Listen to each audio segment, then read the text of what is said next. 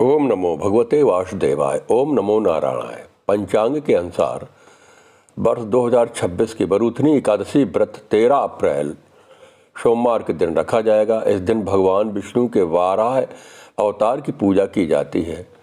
व्रत से सुख समृद्धि और मोक्ष प्राप्त होता है। एकादशी तिथि 12 अप्रैल की मध्य रात्रि 1:17 पर प्रारंभ हो रही है और 13 अप्रैल की मध्य रात्रि 9 बजे रात्रि को समाप्त हो रही है। अतः 13 अप्रैल को सोमवार को व्रत रखा जाएगा। पारायण 14 अप्रैल को सुबह 6:54 से 8:31 तक। महत्व: इस बरूथनी एकादशी का सौभाग्य प्रदान करने वाली, पापों को नाश करने वाली यह एकादशी है।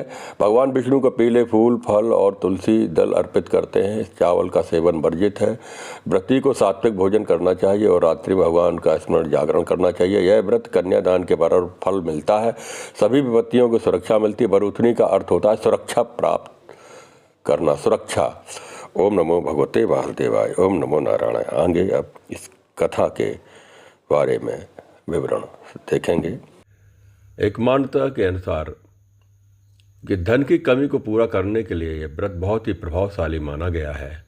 बरूथनी एकादशी के दिन भगवान विष्णु के वाराह रूप की पूजा की जाती है। जो सूकर रूप धारण किया था, वाराह रूप धारण किया था भगवान विष्णु ने हिरण्यकश्यप आदि दैत्यों का जो उन्होंने वध किया था, वाराह पुराण के अनुसार भी इसका वर्णन मिलता है। वाराह रूप धारण करके उस राक्षस का वध किया था।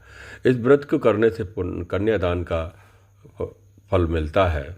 इसके लिए इसके वाराह भगवान की पूजा करने का भी विधान मिलता है। प्राचीन काल में इसकी जो कथा आती है, पौराणिक कथाएं का वर्णन मिलता है। उसमें प्राचीन काल में नर्मदा नदी के तट पर मानधाता नाम के एक राजा राज्य करते थे।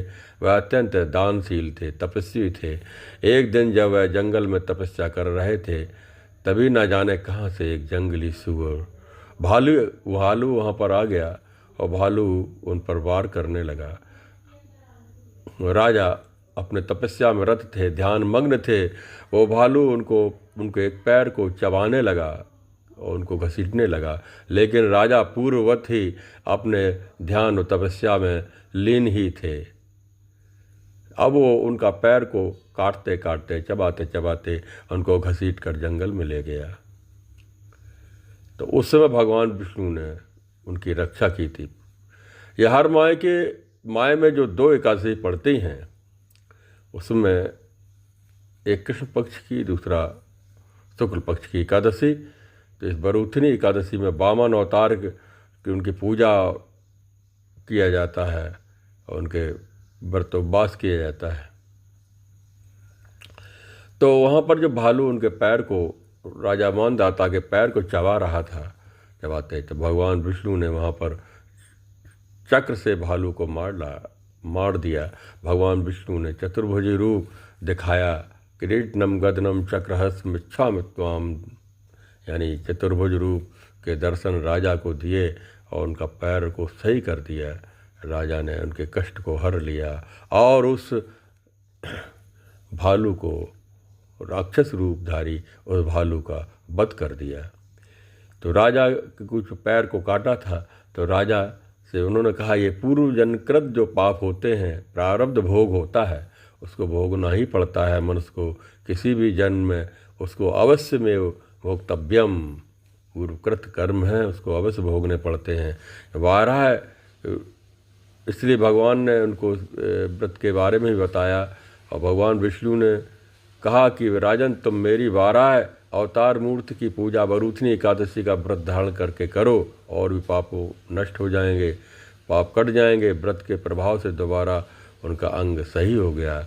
बरूथनी एकादशी का व्रत राजा ने किया और उनका पैर भी सही हो गया और इस व्रत के प्रभाव से उनको कष्ट भी जाते रहे। इस प्रकार से कथा का वर्णन मिलता है। धर्मराज युधिष्ठिर बोले, भगवान श्री कृष्ण से वो व्रत के बारे में पूछते हैं। तो भगवान श्री कृष्ण ने भी इस व्रत का बहुत अधिक महत्व बताया था। उन्होंने विस्तार पूर्वक व्रत के बारे में बताया था। एकादशी का नाम बरूथनी एकादशी है। सौभाग्य को देने वाली है, पापों को नष्ट करने वाली है, मोक्ष को प्रदान करने वाली है।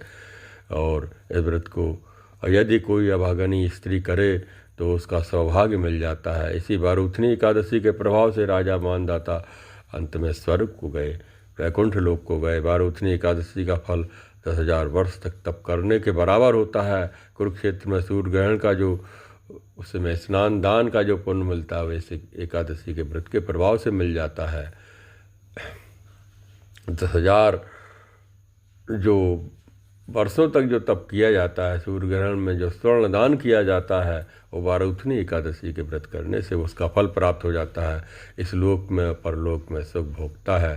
शास्त्रों में कहा गया है, हाथी का दान घोड़े का दान श्रेष्ठ है, और हाथी के दान से भी भूमि का दान, भूमि के दान से भी तिलों का दान, तिलों के दान से भी स्वर्ण का दान, और स्वर्ण के दान से भी दान अन्न का दान श्रेष्ठ माना गया है। अन्नदान के बराबर कोई भी दान नहीं है। अन्नदान से देवता पितर मनुष्य तीनों तृप्त हो जाते हैं।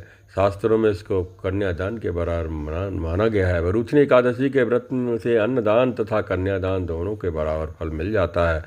मनुष्य लोभ बस होकर के कन्या का धन लेते हैं। प्रलय काल एक नरक में उनको वास करना पड़ता है। अगले जन्म में विलाव का जन्म लेना पड़ता है। जो मनुष्य प्रेम और धन सहित कन्या का दान करते हैं उनके पुण्य को चित्रगुप्त भी लिखने में असमर्थ है। कन्यादान का फल का अधिक महत्व माना गया है। अब इस व्रत के बारे में बता रहे इसके क्या नियम है, इसको कौन सा कार्य नहीं करना चाहिए, किन वस्तुओं को त्याग करना चाहिए। बताया गया है कांसे के बर्तन में, यानी व्रत के दिन कांसे के बर्तन में जो है भोजन, कांसे के बर्तन भोजन करना, मांस खाना, मसूर दाल सेवन करना, चने का साग, कोदों का साग खाना, मधु शहद, दूसरे का अंत दूसरी बार भोजन करना, स्त्री प्रसंग आदि जो व्रत में नहीं करना चाहिए। व्रत वाले दिन जुआ नहीं खेलना चाहिए। इस दिन खान पान दातुन करने के बाद दूसरे की निंदा नहीं करना चाहिए, चुगली नहीं करना चाहिए। पापी मनुष्यों के साथ बातचीत भी त्याग देनी चाहिए। क्रोध मिथ्या भाषण नहीं करना चाहिए। व्रत में नमक तेल अथवा अन्न वर्जित है। हे राजन, जो मनुष्य विधिवत एकादशी का व्रत करेगा वह स्वर्ग लोक को प्राप्त होगा। मनुष्यों के पापों को यह हर डालता है, नष्ट कर देता है। 1000 गोदान का फल प्राप्त होता है और गंगा स्नान के फल का भी भागी बन जाता है। इस प्रकार से भगवान का ये बारूथनी एकादशी का व्रत जो अभी आप लोगों ने श्रवण किया, अब इसमें अन्य भी नियम जो ग्रंथों में मिलते हैं। वैशाख कृष्ण पक्ष के एकादशी के दिन जो ये व्रत मनाया जाता है, ये पात्र ब्राह्मण को दान देने, करोड़ों वर्षों तक ध्यान मग्न तपस्या करने, कन्यादान का दान करने से जो फल प्राप्त बारूथनी एकादशी से प्राप्त हो जाता है। ऐसे खास तौर पर उस दिन खाना, यानी उस दिन का खाना, दातून फाड़ना, परनिंदा, क्रोध करना, असत्य बोलना, इस व्रत में अलोना रह कर के तेल युक्त भोजन नहीं करना चाहिए। इसका महत्व सुनने से 100 गौओं का हत्याओं का दोष मिट जाता है। इस प्रकार से बहुत फलदायक है। प्राचीन काल में नर्मदा किनारे वही मानदाता की राजा की जो कथा है, जो तपस्या में उनको एक भालू ने उनके पैर को काट लिया था, वही कथा हमारे पुराणों में वही कथा मिलती है। बस ये है कि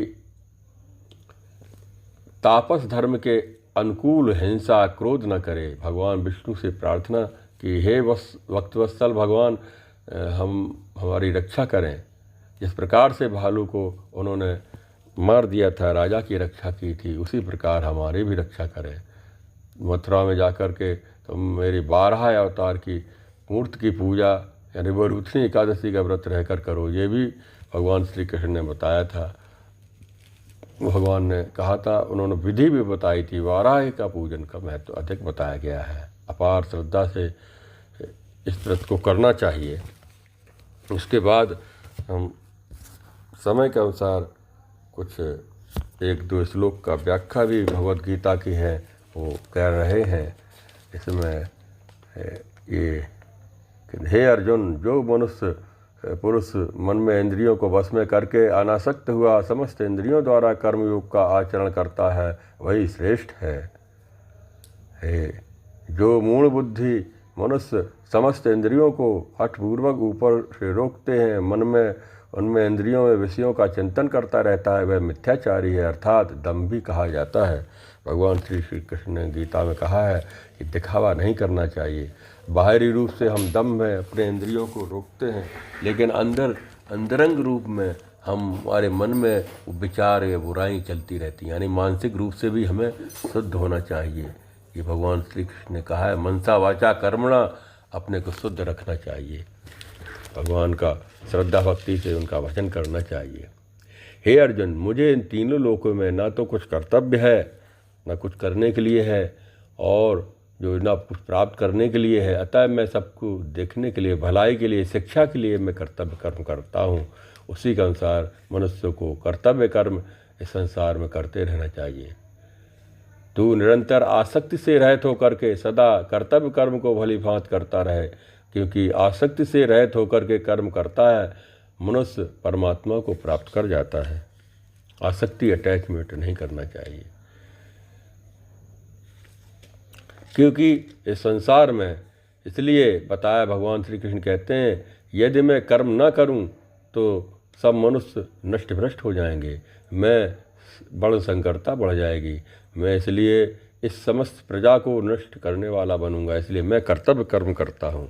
लोगों को शिक्षा देने के लिए ही कर्तव्य कर्म समाज में करता हूँ, दीन दुखियों की रक्षा करता हूँ। क्षत्रिय धर्म निभाना भी है, सच्चाई के लड़ना है, और सत्य पर चलना है, सत्य आचरण करने वालों की, दीनों की, उनकी रक्षा करना है।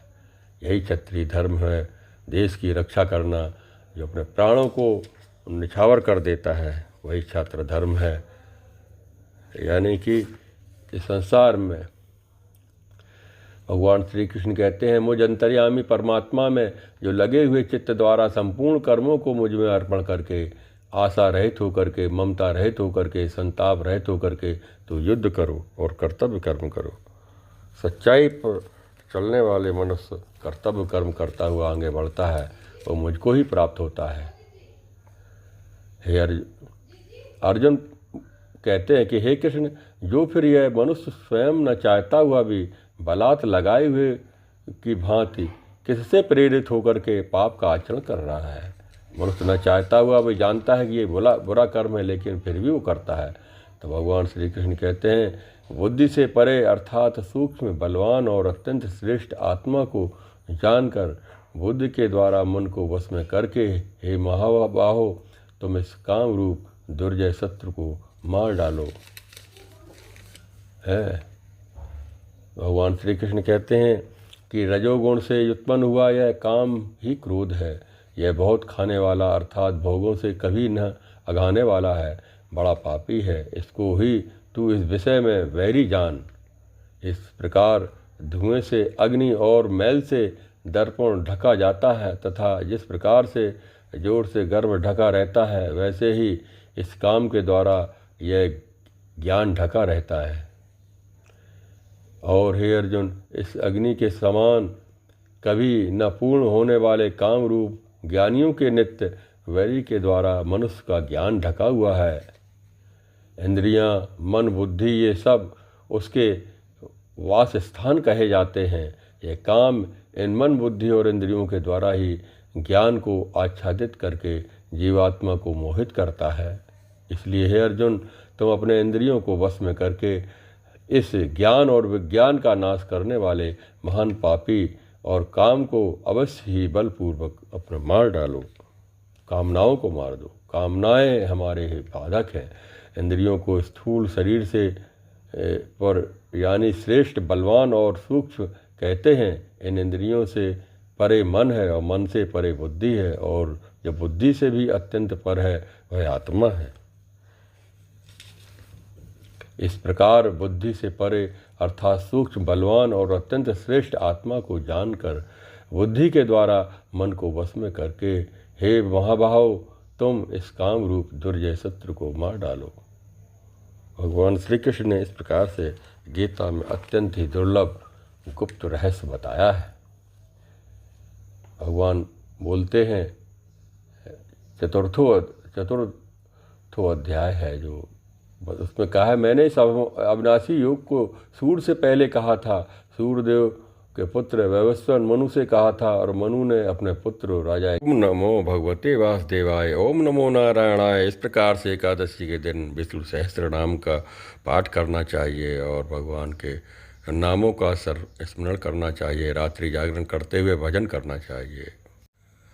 प्रातः स्नान के बाद पंचोपचार षोडशोपचार भगवान का पूजन करें। शालिग्राम को स्नान करवाएं, गंगा जल से स्नान करा के तुलसी दल अर्पित करें। वाराय भगवान की उनके फोटो ही रख करके उनका पूजन करें। लक्ष्मी नारायण का पाठ करें, उनका जप ध्यान करें, पूजन।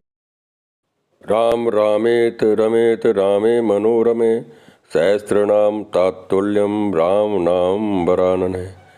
इस प्रकार से श्री राम जी का इस नाम से भी विष्णु सहस्त्र नाम का पाठ हो जाता है।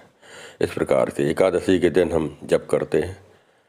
अभी ये दो नदियों का संगम देख रहे हैं, पचनदे जालौन।